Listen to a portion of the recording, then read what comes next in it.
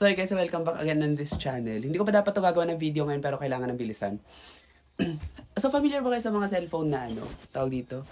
Sa mga cellphone na supported siya ng dual SIM pero once na nilagyan nyo na ng memory card, hindi na masusupport yung dual SIM. Ang pinaka main example sa mga cellphone na to yung Oppo F1s and Oppo F3 Plus. And kasama yung ibang mga Samsung phones like yung Samsung S8 at S9 Plus, mga ganyan.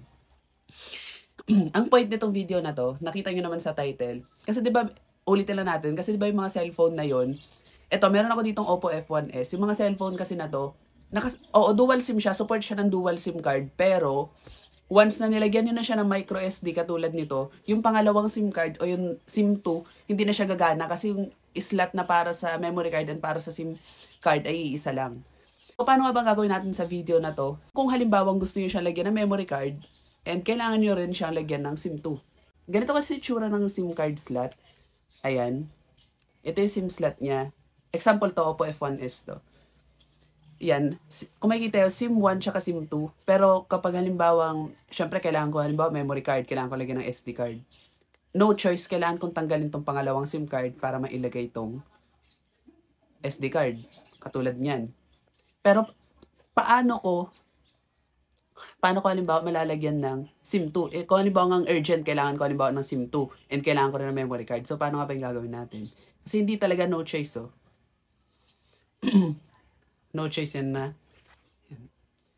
So, ito nga yung tool na in-order ko. Ilalagay ko na yung link dyan sa baba, pero hindi siya sponsor. Pero ilalagay ko yung link dyan sa baba. So, ito yung tool. Wait lang, cut ko lang sandali. Ito siya, SIM extender. So, ingat-ingat sa pag-order kasi maraming variation to. Meron yung SIM extender na para sa iPhone. Kapag sinabi kasing SIM extender, yun yung pinapatong lang sa ibabaw ng mismong SIM card para magkaroon ng support ng dual SIM card. Pero itong in-order natin, SIM extender siya para magamit nyo yung SIM 2 kahit merong memory card na nakalagay. So, bago natin simulan tong procedure na to, ang gagawin lang natin, kunin na natin yung SIM card na ilalagay natin. Ito yung SIM card na to, ito yung gusto kong ilagay as SIM 2 sa cellphone ko. Ayan, kung makikita, meron naman direction dito. Ayan, meron siyang direction na paglalagay ng SIM card. Ayan, sundan nyo lang to kasi meron maliit na arrow dito. Ayan. Halimbawa, ayan.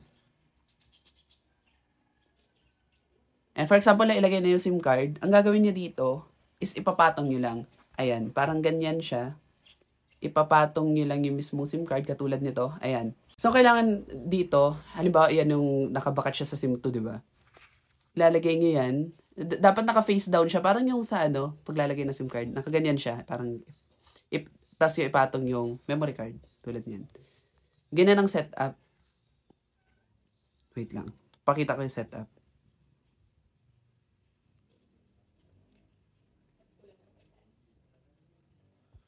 Wait lang. Pakita ko lang yung ganyan. Ganyan ang magiging tsura dapat niya. Yan yung memory card. Ganyan, no? Yan yung memory card, tsaka SIM card. Tapos pag binaliktad mo, ganyan dati magiging itsura niya. Para nakapatong yung pinaka-gold para may SIM extender. Tapos kung makikita nyo na halimbawang lapat na siya, tsaka nyo i-insert sa mismong phone. Dapat ang pag-insert nyo, nakahawak na ganyan. Ayan, dapat ganyan na ganyan. May arrow naman yan nabakat sa SIM card. Tapos nyo ilagay ito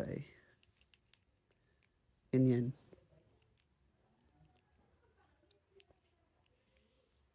Tapos kapag, halimbawa okay na siya, tulad niyan, ifo-fold niyo lang siya na paganyan. Sa ibang ganito, meron siyang pandikit na nilalagay, pero ito walang kasama na ilalagay. Ngayon, i-charge ko muna yung phone, then i-check natin kung okay na ba siya. Lobat kasi no? I-cut ko muna tong video, tapos balik natin. So ito next natin na gagawin, para ma-hold lang tong mismong flex na to. Hindi ko siya marirecommend na gawin nito, pero ako, lalagyan ko siya ng pandikit. Pero, kapag halimbawa, wag nyo na siyang ilagay. Wag nyo nalagyan. Ito, Ano lang to, lalagyan ko lang yung mismong dikit dito Parang ganito, Ilalagay ko lang na ganyan, tapos ko ifo-fold na, pag ganyan. Choice ko na to. Choice nyo na rin kung lagyan nyo siya ng pandikit, pero hindi ko siya marirecommend na idikit nyo mismo yung flex cable, kasi nga, pag tinanggal nyo, sasama na yung mismong dikit ng phone. Pero since model lang naman to, lagyan na natin siya. So yan, i-on na natin yung phone. Tapos mamaya check na natin yung mga features ng dual SIM support. Ay, hindi pala dual SIM support. Dual SIM extender. Yung parang, habang nakalagay yung memory card, is makuha nyo pa rin yung function ng dual SIM 2. SIM 2. SIM 2 function. Kahit nakalagay yung memory card. Ayun, basta magulo. Ayun. Kung makikita yun, yan na. So, ayun na nga. Ayan. Hintayin lang natin siya na ma-read. Wait lang. Hintayin natin na ma-read yung pinaka-SIM card. Tapos mamaya, lalabas yung, ayan, kung makikita nyo, dual SIM support. Ayan, smart na siya pareho. Habang nakalagay yung memory card. Ito ipapakita ko sa inyo. Ayan, oh. Kung makikita nyo, na-detect na yung SIM 1 tsaka SIM 2. Ibig sabihin, yung flex cable na to is gumagana ng maayos. Yung na-order natin ay gumagana ng maayos. Ayan. Tapos, ito, i-check natin kung gumagana rin ba yung memory card na nilagay natin, kung nare-read din ba siya.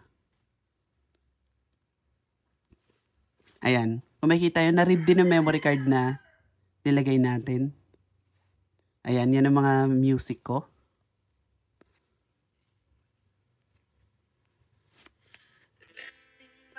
Ayan. Ayan.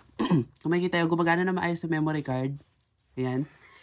And gumagana din na maayos yung SIM 1 tsaka SIM 2. Yun yung pinaka-function nitong na-order natin na to. Kung makikita nyo naman, gumagana yung SIM 1 tsaka SIM 2 and gumagana yung memory card. So yung na-order natin na to for only 94 pesos is gumagana talaga na maayos. Ayan, ganyan siya.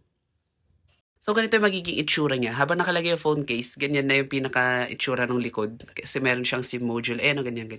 Pero hindi naman nakakasira sa itsura ng mismong phone. And yun. So hindi ko na papatagalin tong video na to. Lalagay ko yung link dyan sa baba. Tapos hindi na ako maglalagay ng mga social media accounts kasi nga, kung interesado naman kayo, hanapin nyo rin naman ako. So, ayun. Ganito magiging itsura. Ayan, no. Ganyan.